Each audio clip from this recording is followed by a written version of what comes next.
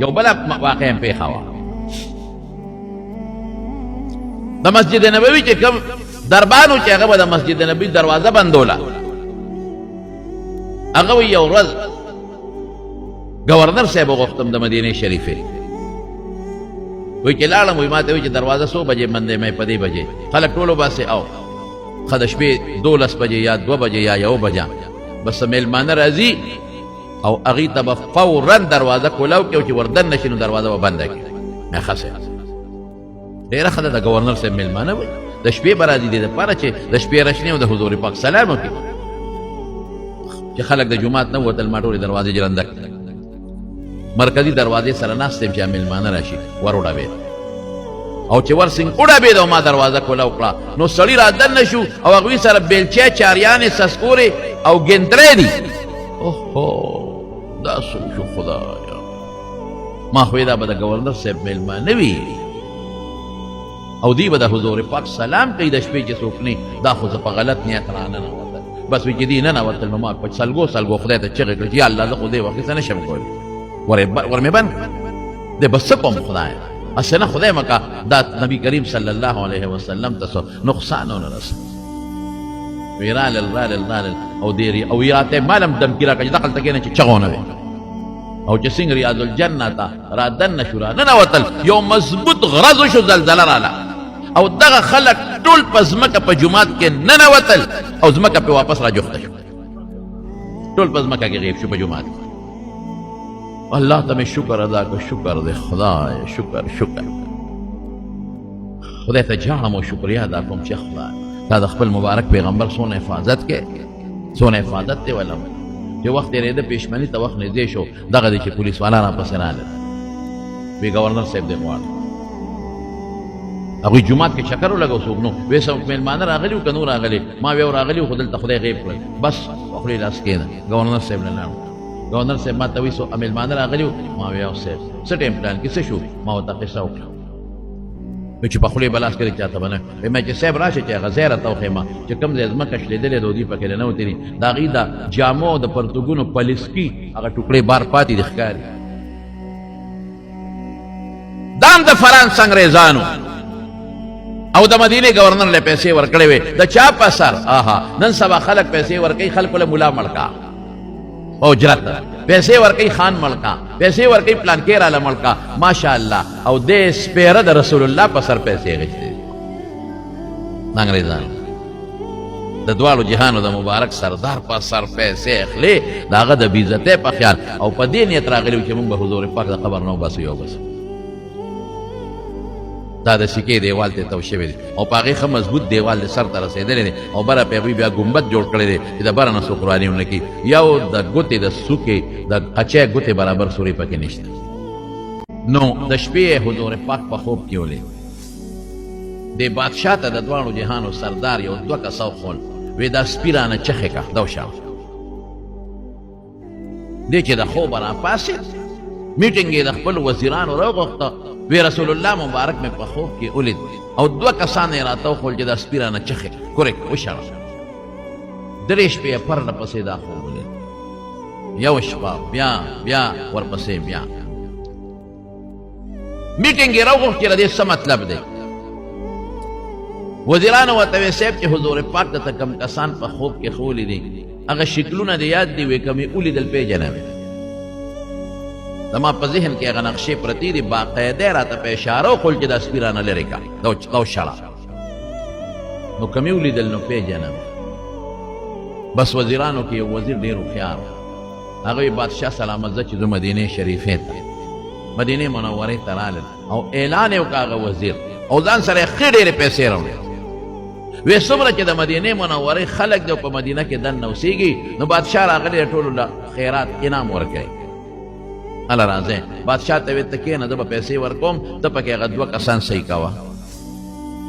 د مدینې خلک راوچلېدل وزیر به پیسې ورکولې او خلک به تلل بادشاه ورته کتل ماسخوتن شو بادشاه نه وزیر صاحب تپوس کوئی کسان په ذهن کې رالل وی نه دي کې نو وی چې چا انعام نه اخېستی راځئ په سبا له نور خلک راتلل وزیر صاحب به پیسې ورکولې بادشاه ورته په کورسۍ ناست و کتل مې خلک ځي بیا پکې 2 کسان رانل په درېیمه ورځ بیا داسې وشوه وزیر بادشاه وزیر ته ویې وزیره پیسې خو دې ټولې خلاصې کړې سړي خو پیدا نه شو وزیر هم حیران اعلان یې وکړ که څوک پاتې مهرباني وکړي بادشاه واپس ځي چې داسې نه چې د مدینې په خلکو کې څوک پاتې شي هله راشئ د انعام یوسئ وی صاحب وزیرانو چې دلته د مدینې کم خلک او مشران دا غځی وزیران هغې وی چې څومره خلک و ټول رانه یو پاتې نه شو وی وګورئ معلومات وکړئ خیر دی وی یو دوه کسان پاتې دي وی راولئ نه جي هغه خو ډېر نیکان خلک دی هغه ډېر دینداره خلک دی هغې پیسو پسې نه ځي پیسو پسې ځي هغې خو خلکو له خیراتونه ورکوي وی دا څوک دي وی دا مدینه شریفه کې پراته دي جمعات کې اعتکاف ته پراته دي او د مدینې خلک د دعاګانې غواړي او د مدینې خلک راځي او په لاسې بیعتونه کوي ډېر بزرګان دي او نیکان دي چا سره خبرې نه کوي او د شپې بقي ته ځي د بقي مقبرې ته ځي او هلته ناست دي د صحابو د قبرونو سره او هلته عبادتونه کوي چېرته چا له ځي هغه پیسو له ځي بادشاه ورته وی ښه دومره نیکان دي وی موږ به لاړ شو موږ به ملاقات وکړو موږ به وګورو پیسې دې نه لیکي دومره نیکان دي موږ به ورشو او پولیس ته وی پولیس وی ګوتې ورولې جنجال جوړېږي ټول د مدینې خلک بلوه کېږي لکه یو عالم څوک ونیسي یا یو بزرګ څوک رانیسي نو خلک بلوه کېږي بادشاه سره د وزیرانو هغه دوو کسانو له کور ته ورغی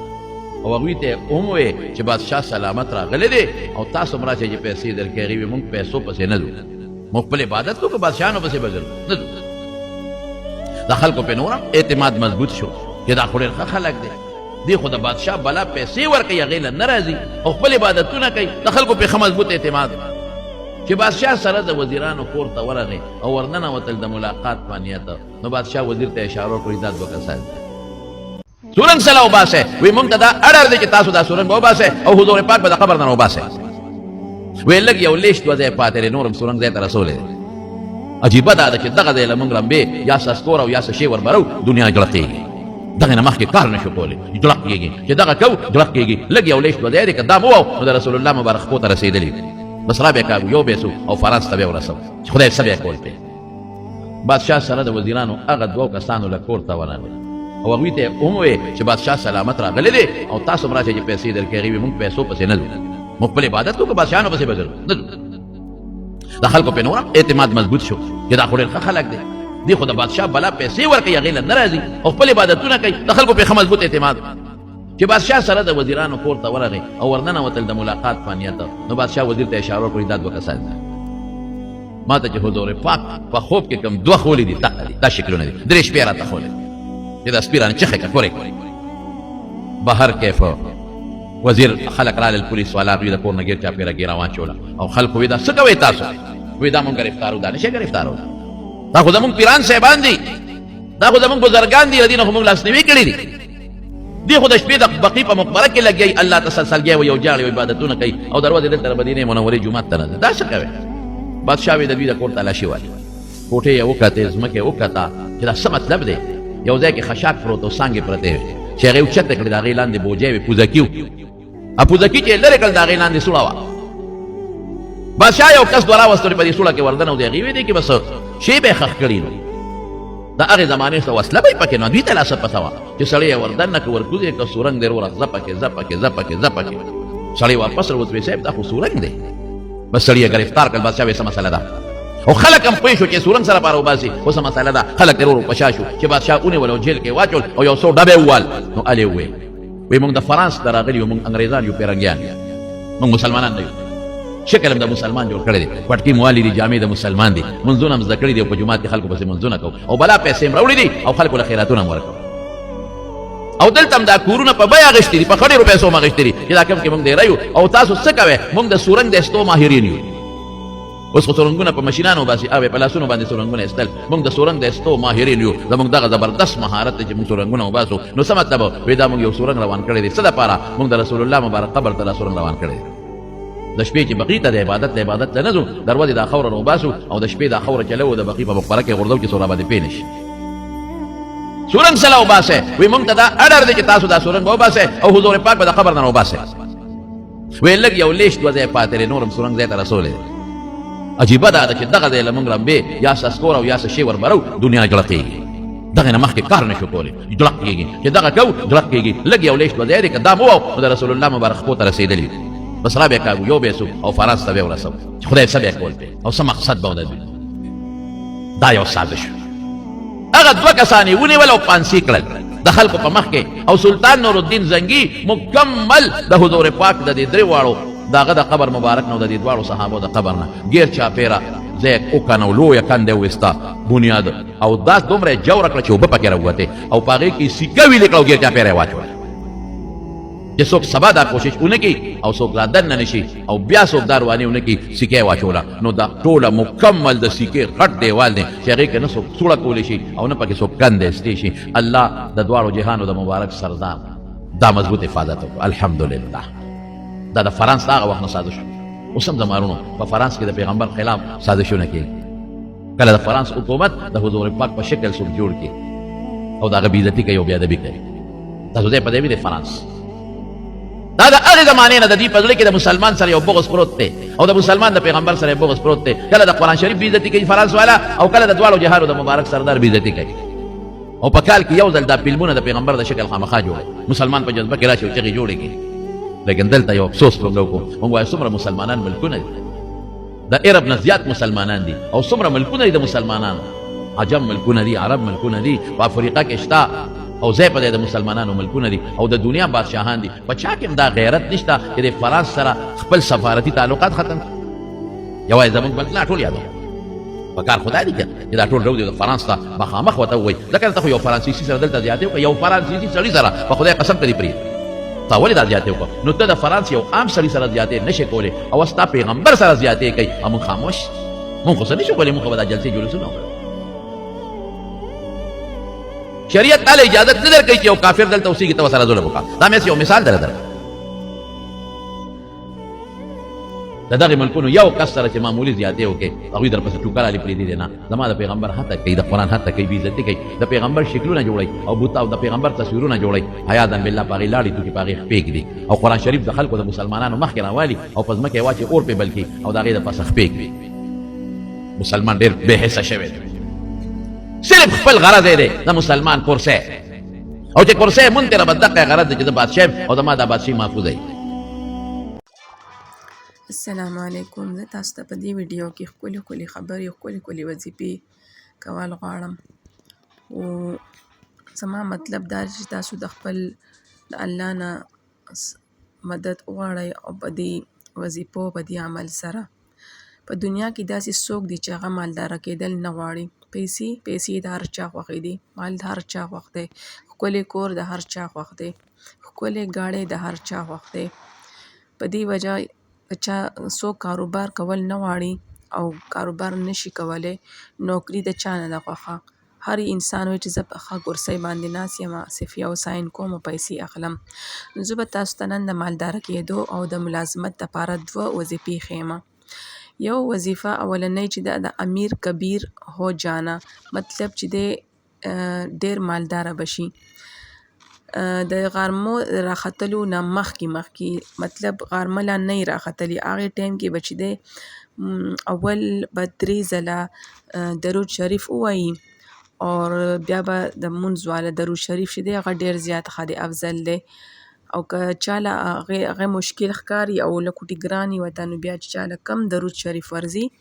نو هغه دې ووایي 300 ځله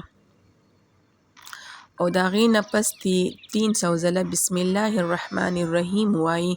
دا ډېره زیاته اسانه وظیفه ده دا هر څوک کولی شي ډېره اسانه ده بسم الله الرحمن الرحیم هم ډېر برکت دی ځکه چې بسم الله معنی دا ده شروع کوم په نامه د الله چې بخونکی مهربانه باچا دی نو چې ته الله ته دا صفت وکړو چې ته بخونکی مهربانه باچا یې او شروع کوم ستا په نوم باندې نو د هغې نه وروسته څه پاتې شول په دې وجه بسم الله ډېره زیاته ښایي 300 ځله بسم الله الرحمن الرحیم او 300 ځله درود شریف ویل هم ډېر زیات افضل دي درود شریف ویل چې دی هغه هم ډېر افضل دی په دې وجه ځکه چې دنیا اور لا څه جوړ شوی نه و، نه جنت جوړ شوی او هېڅ هم نه و جوړ شوی. الله پاک چې دی د خپل نوم سره د محمد صلی الله علیه وسلم نوم یو ځای کړی و، په قلم باندې پهله لیکلي و لا اله الا الله محمد رسول الله. نو زمونږ د الله چې دی نو خپل بنده زمونږ حضرت محمد صلی الله علیه وسلم ډېر زیات خوښ دی. موږ له په دې باندې شکر کول پکار دی او فخر کول پکار دی چې موږ د حضور پاک صلی الله علیه وسلم په امت کې یو او بیا مسلمانان یو د ټولو نه ښه خبرداره چې پښتانه یو. نو په دې وجه چې څوک درود شریف وایي نو الله پاک وله دعا او هغه عمل ډېر زر قبلوي. نو 300 ځله درود شریف او 300 ځله چې دی بسم الله الرحمن الرحیم به ووایي او روزانه به یې وایي. انشاءالله یو مطلب کال کې به دننه دومره مالداره شي که نه چې خلکو له به بیا مطلب زکاتونه ورکوي. اوس به چې دی که نه تاسو ته دویمه وظیفه ښیم، هغه د نوکرۍ دپاره ده، ملازمت مطلب دپاره ده. څوک کاروبار نشي کولی مشکل ورته ښکاري ځکه چې د کاروبار دپاره پیسه هم ډېره پکارېږي اور ذهن مطلب کون ذهن نه چلیږي چې چاله ډېر آیډیاګانې ورځي نو هغه کاروبار کولی شي. هر څوک نشي کولی نو دې نه ښه چې خلک نوکري لکه مطلب خوښوي که نه نو د هغې دپاره چې دی نو خلک وایي په ښه پوسټ کې په ښه ځګي کې یا په ښه سرکاري دغه کې زموږ له ښکلي ملازمت میلاو شي نو د هغې دپاره به چې دی نو کم سړی چې بېروزګارۍ نه روزګار د سلسلې نه ډېر زیات پریشانه وي نو هغه دې چې دی نو دا آیاتونه ولولي اور د ماښام نه ماسخوتن د لمونځ نه پس دې ولولي اور یا دې چې دی نو تهجد لمونځ چې دې کوي د هغې نه پس دې لولي. خو څوک تهجد په پابندۍ سره نشي کولی ځکه چې که تا د تهجد په ټایم کې هغه وکړل نو دا وظیفه به ته بیا د سر نه کوې. نو په دې وجه یې ماسخوتن لمونځ یاد کړی دی او 1000 ځله به دا آیات ووایئ او انشاءالله چې لږې ورځې به هم شوي نه وي تاسو ته به ملازمت میلاو شي. او نو هغه آیات به کم وي، هغه آیات به چې زه تاسو ته ویم په قرآن مجید کې سوره مومن چې دی که نه سوره مومن آیات نمبر 1 2 اور 3 دا 3 آیاتونه دي. نو په قرآن کې به هم ځان ته راواړوئ اور که قرآن کې اړول تاسو ته مشکلي نو زما د دې ویډیو نه ولیکئ او بیا یې ووایئ. نو زه به تاسو ته په ویډیو کې هغه آیات ووایم. نو بسم الله الرحمن الرحیم حامیم تنزیل الکتاب من الله العزیز العلیم غافر الذنب وقابل التوب شدید العقاب ذی الطول لا اله الا هو الیه المصیر. دا 3 آیاتونه دي اور دا دي خلک چې دی روزانه 1000 ځله وایي او که ماسخوتن لمونځ نه پس ویلی شي اور که ماسخوتن لمونځ کې ټایم نه میلاویږي نو تهجد کې دې ویلی شي او بیا دې پسې ښه په خشوع خضوع په ډېر په عاجزۍ سره دعا کوي نو لږې ورځې پس مطلب هفته به هم نه وي شوی او الله پاک به ورله چې دی نو حاجت پوره کړي او ملازمت به ورته میلاو شي. نو نن ما تاسو ته 2 وظیفې وښولې اور زما په خیال ملازمت خو زما په خپله نه یې خوښو، کاروبار ډېر ښه شی دی اور د حلال رزق دپاره کاروبار. نوکري خو به ته پوره میاشت د خلکو د انډر نه کار کې او چوټي به هم نشې کولی مطلب که بچي نه جوړوي یا مطلب کور کې نور څوک بیمار وي تاسو له به چوټي نه راکوي او ډېر زیات مطلب پابندي پکې او خپل کاروبار دا چې خپلې مرضۍ چې څومره ته زیات محنت کې هغو نه به تاسو ته هغې مطلب ډېر پیسې میلاویږي او څومره زیات محنت کې د هغه به تا ته کاروبار کې ترقي میلاویږي. او نوکرۍ کې او که ته نور هم لکه زیات محنت وکې نو د هغې صله او د هغې فایده مطلب نورو ته میلاویږي. هغه هم ښه خبره ده ځکه چې ټول مسلمانان موږ د یو بل دپاره پیدا شوي یو بل له به فایده ورکوو خو هوښیاران وایي اول ځان دی بیا جهان دی. پهله خلک ځان سیټ کړي نو بیا تاسو د غریبانو مدد هم کولی شئ اور خپل رشته دارو له هم مدد کولی شئ، خلکو له قرض هم ورکولی شئ ځکه چې قرض ورکولو کې هم ډېر ثواب دی. حج او عمره هم کولی شئ، خپل د طرف نه څوک عمرې ته هم لیږلی شئ. ډېر داسې کونډې دي اور یتیمانان بچي د هغوی د رزق دپاره هم چې کوم دی نو خلک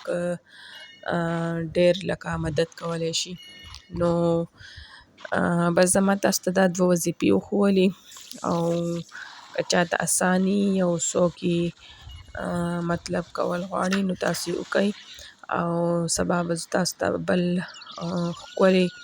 بیان چې دی نو لګومه او د هغې نه پس به زه تاسو ته ښکلې وظیفه ښیمه انشاءالله. او دا مولانا شیخ ادریس چې دی دا زموږ په پښتنو کې ډېر ښکلی مولا دی. دې بیانونه چې دی ما له ډېر زیات خوند راکوي اور اوس نن بیان کې چې دی نو د زموږ حضور پاک صلی الله علیه وسلم په باره کې شوی و، د هغې په قبر مبارک باندې 3 ځله حمله شوې وه اور بیا ول الله پاک چې دی نو مدد کړې وه. خو تاسو په بیان کې اورېدلي خو د بس د الله والا بنده و، بس الله ورته خپل دوست ویلی دی اور د دې دا مرتبه چې ده نو د حضور پاک صلی الله علیه وسلم مرتبه ډېره زیاته چوته په دې